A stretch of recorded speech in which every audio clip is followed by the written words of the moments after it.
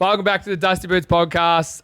It's been a little while since we actually sat down on microphone with Austin. We've obviously run into each other many, many times. We actually just said before we started this that it was like the 7th of the 7th, episode 7, which is some real... That's some voodoo shit. Yeah, that's really... It was at my house when we very first started off. You're the first artist to ever be on it. And we literally clammed in my little study, It was like 6 a.m. or something. Yeah, it was too. It was so early. It was the night after your gig that you played in Ballarat. Yeah, so I forget I had to drive to somewhere else. Yeah, I reckon you had another gig, didn't you? Yeah. Oh, well, yeah, it might have been Bendigo. Maybe. Yeah, I reckon it was. Yeah, it may have been, yeah. And then, they did. We were interviewing over coffee. We literally were. It's usually having a beer, not a coffee. Since then, mate, you've continued to grow extremely, I would say. It's been a big year. It's been a massive year for you. I think from there, I've seen you play a little show in Melbourne. I've only missed one of your shows, and I'm really disappointed in myself. And I texted you the day after the one I missed this time. I messaged Bill. I'm like, I feel real bad texting Austin to say that I can't come. Like, I was like, missed his first show in, like, I've seen you in Ballarat, seen you in Melbourne. I've seen you in Ballarat a couple of times. Melbourne a few times. Also, we've seen you at MACKAY, which we'll get into as well. Yeah. I've seen you everywhere, so I felt real bad missing one of your shows. He's stalking me, dude. I was pretty happy to come to this one tonight. I'll be getting a restraining order. Max McNown, you've obviously become good mates with him, touring with him. Yeah. How's that whole experience been? Mate, it's been so fun. Like, since day one, they've kind of taken me in like a brother, and they treated me so kind when they were out here in Australia and New Zealand. And yeah, Max was kind enough to, after the whole visa debacle that I had earlier this year with CMA Fest, Max was kind enough to ask me over and do some touring with him. And yeah, we just got back from doing 3 weeks over there, 3.5 weeks. And yeah, we did 10 shows all through the Midwest of the USA. And yeah, they invited me onto their tour bus. It was awesome. I think looking at that, like, obviously, I would say you probably would have thought yourself you would have been at the lowest of lows when all that happened, when you sort of got kicked back to Australia, and then you go, what you've just done, you're probably back to the highest of highs. Yeah, like, it's such a big jump of emotions. Yeah, well, it's been such a big couple of weeks. Obviously, just got back from the US and we're jumping straight on this tour with Jackson Dean right now. So I think I had like 2 days at home in between that. So I'm still kind of fighting jet lag at the moment. But we're pulling through. The show, we went and watched it at the Forum, I think it was. Yeah, for Max McNown. Yeah. And that was so cool to see that. And that was the first time I've ever seen Max play live. And I was like, he's good, isn't he? Whoa, this bloke's good. Then I think, like, even how good a mate you can see that you two have become, like, even being able to sing a song with him. Like, how good is that for you? Like, yeah, man. Well, even like the first night when I met those boys in Auckland, they're like, oh, learn this song. Like, it was like 4 p.m. He's like, oh, you want to sing a song with us tonight? And I was like, yeah, sweet. I kind of knew the song. Yeah. He gave me the lyrics and I was like, went and learned it for Auckland that night. And yeah, we pretty much sung it every single night on tour and all through the US as well. So yeah, it's cool for,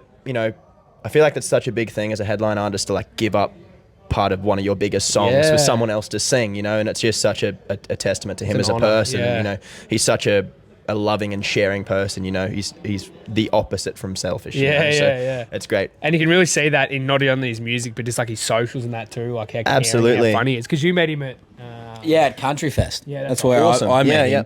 And I didn't realise you were there until I'm standing side stage, and all of a sudden you're on stage singing. I'm like, whoa. I think he texted me. Bill texted me. He's like, Austin's here. I'm like, is he? He's like, yeah, he's on stage, and I only just realised he's here. Singing the song. So Country Fest would have been cool. Country Fest was fun, man. Yeah, that was my first time to that festival. Yeah. First time up like that part of the world as well. Actually, sorry, I lie. I'd been to Airlie Beach before, but it was Dittman, which was a bit further inland. Yeah.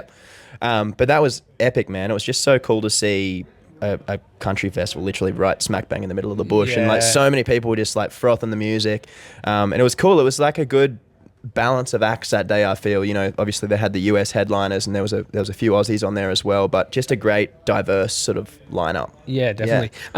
Over the journey from when we first sat down to now, you've released a stack of songs that continue to come through. I don't remember how many, but I didn't write them down. I should have. But how's that journey been? Obviously, I think you're one of the best songwriters. Like, you're always songwriting. I feel like you're always blush, dude. Well, I just feel like you're always in the van and you're always just like thinking of the next one. Honestly, you need to get the restraint. This guy's gonna start touching me up soon. I think like you're always writing songs, you're always thinking of the next song. That's why you release such good songs, because you work on them, You might start writing one, but you've always got one sort of written, then you sort of bounce For sure. back between them. Yeah. At the moment, it's a bit of I don't know, kind of a year turnaround between songs, between the time that I write them and, getting in the studio a couple of months later and releasing them. But yeah, always got a bunch on the run. Like, dude, my phone, if that thing exploded, I'd be ruined because it's got thousands of ideas, just like half ideas, just ready to go. Yeah. We were sitting in the car on the way down to Warrnambool yesterday and just like playing through a couple of voice memo ideas, and Jace was in the back of the car jamming. Jason's my guitar player and one of my good mates.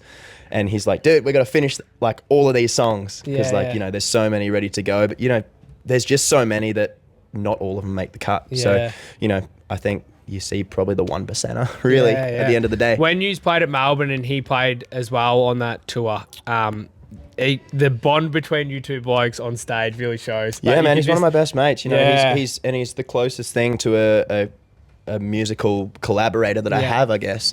He's played guitar, keys, bass, drums on like a lot of the songs that you hear, and to be able to have him on stage as well. He comes from such an amazing family. He's got a young daughter and a lovely wife as well, and he's out on the road with us a quarter of the year, and it's so cool that I watch him be such a present and loving dad when he's home as well, which is awesome. I know, like when you talk about that on stage too, and you see it from the outside, and that's you though. Like, you appreciate anyone in your circle you'll have all the time of day for, but when you two are on stage singing together, it's not just a guitarist and a vocalist. It is like the full connection of like the way you sing is unbelievable. Yeah, oh man, he makes me sound 10 times better than I actually am.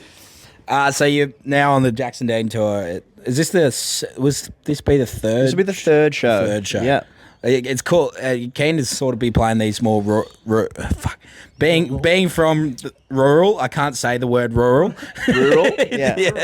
That the word. Yeah. Has it been good to be playing these sort of pubs? Yeah, it's cool. It was a strange feeling. Like last night in Warrnambool, it's weird saying that was the smallest room that I've played almost like this year. Yeah. I feel and it was obviously coming back from doing like 2,000-3,000 cap theatres in the States and the first show at the Forum with Jackson, to doing that, it was like, oh cool, this is like what it feels like to be able to see each and every person in the crowd, and I feel like you can connect with them on a different level when it's that up close and personal. Like, I love playing theatres in bigger rooms. It's like, obviously the sound systems are incredible and they look great, but I feel like you lose a bit of that like one-on-one connection with the crowd. So it's really cool to be back in these like smaller pub-sized rooms again. Yeah, 100%. And like we always say, like, mate, like there's a lot of these artists that sort of say they like might blow up overnight, and then they never get that real small pub gig experience. And you got to have that because it builds. Oh, what's the word for it? It builds. I don't know, but you cut your teeth doing it. Yeah, man, exactly. And I feel like a lot of artists get thrown into the deep end. With such a social media age nowadays, that get thrown into the deep end of just playing massive shows all of a sudden. And I feel like for myself, like I come up playing pubs to literally my parents and bar staff at times. So, I've cut my teeth playing to nobody. So, I think now that I'm at that point where I am able to play to thousands of people, it's just, it means a lot more to me, I feel, That's what I was going to say. Like, when you started out, you were playing in a bar to like your mum and dad in the corner because they had to drive you there. Exactly, dude. I was like 12 or 13 when I started playing gigs. So it was like, yeah. Without them driving you there, you wouldn't have anyone in the crowd. Literally. But then, like, as you say, you earn so much more appreciation for every single person, whether it becomes 2 people in the room, 5 people, 10 people. For sure. And stuff like that. And I know, like, I looked at your Spotify numbers the other day and how much your listener rate's gone up. And I remember, like, I should go back, like, in episode 7, what it was to where it is now. I think I haven't looked at it recently, but it was like 80,000 or like, it was really, dude, it's getting up there. It's crazy to think that, like, my music's reaching more places than I've even been. In my lifetime. It's like just the power of the media age, I guess. The last one we finish off with is like the biggest turning moment I think we've noticed is at CMC last year. We stood on top of the Yeti bar. It was myself, Bill, you, Tyler, Jade, and Brianna. Mm-hmm.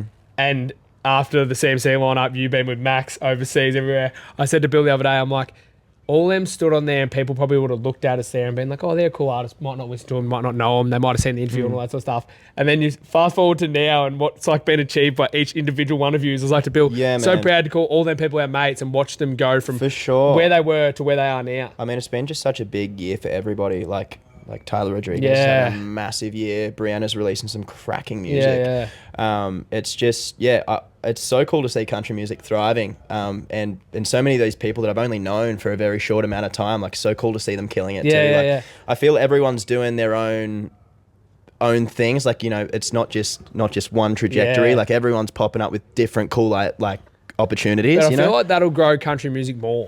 100%. Yeah. Yeah, and we've got so many international artists coming over right now, and I feel like a lot of them are getting Australian support. Yeah. I've seen some of the biggest tours just like, and obviously Frontier are helping so much with that as well. And like, I feel like seeing that too, I feel like the people in the rural towns, if they know, they sort of have that connection of the Aussie artists, and it starts to show off and people get comfortable there, don't they? And then when Jackson comes on or whoever comes on, then they're all excited because they've had that local sort of talent. For sure. And I guess I noticed that in the States as well, is like, I don't know, they just love Aussies. Yeah. You know, it was really cool. I didn't realise that being an Australian over there could sort of benefit you so much. You know? I've seen a few of your stories and you're just like, these people love me.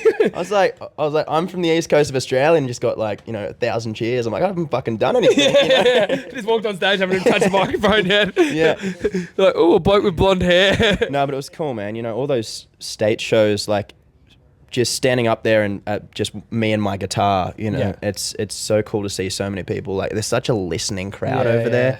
I feel like Australia is like known for being super rough and rowdy, and we love getting drunk and having a good time, and sometimes being a solo artist, like that's really hard, but every single night over there is just like they just loved it, which is so cool. You'll want to hurry back there. Dude, I got plans to go back already early next year, and hopefully back for some festivals later in the year as well. So cool. It's all happening.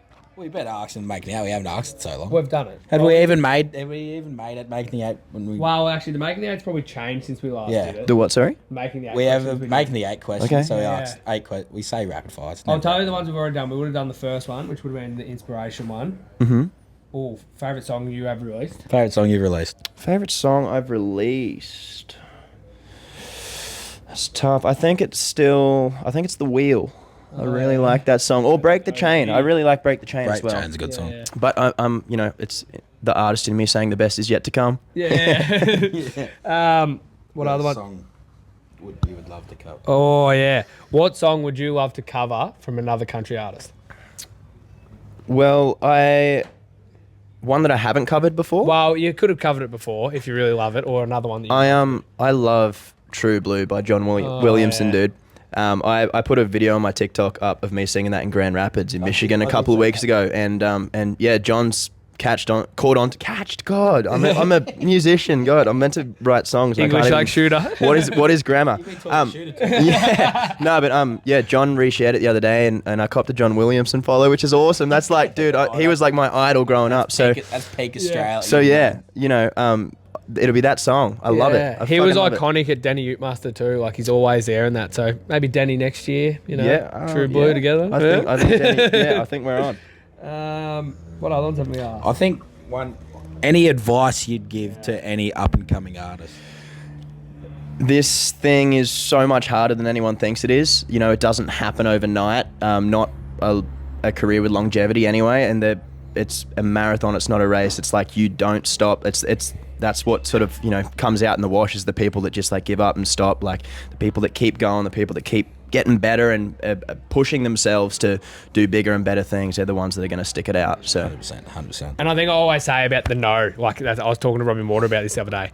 When you get no, people can take that the wrong way, and they can just give up, and they, as you say, they just send out in the wash like nowhere. Yeah. People that get no and they go, okay, I'm going to get a yes, and then they try again, they get another no, like, well, I'm going to get another yes, I'm going to keep trying until you get the yes. Yeah, man. Then when you get the yes, then you can continue, like, all right, now we're here. Absolutely. Let's get a few more no's, and then let's get a few more yeses. Yeah. Until it's just all yeses. Yeah, man. Well, yeah, it's like very far and few at the start, and the more and more you start to do, I guess, the easier it becomes. It's just that those first 100 people getting them to shows is the hardest, and then it just gets easier. That first 1,000 streams is the hardest. It's like, it only gets easier. Bill still gets 5 people at his shows. All right, mate. Thank you for the chat. It's good to always see you. Can't wait to watch your set tonight. And We'll catch up. I don't know where we'll catch up, but we'll catch up somewhere in between. So, thanks for having me. Thanks, mate. Make sure you get that restraining order.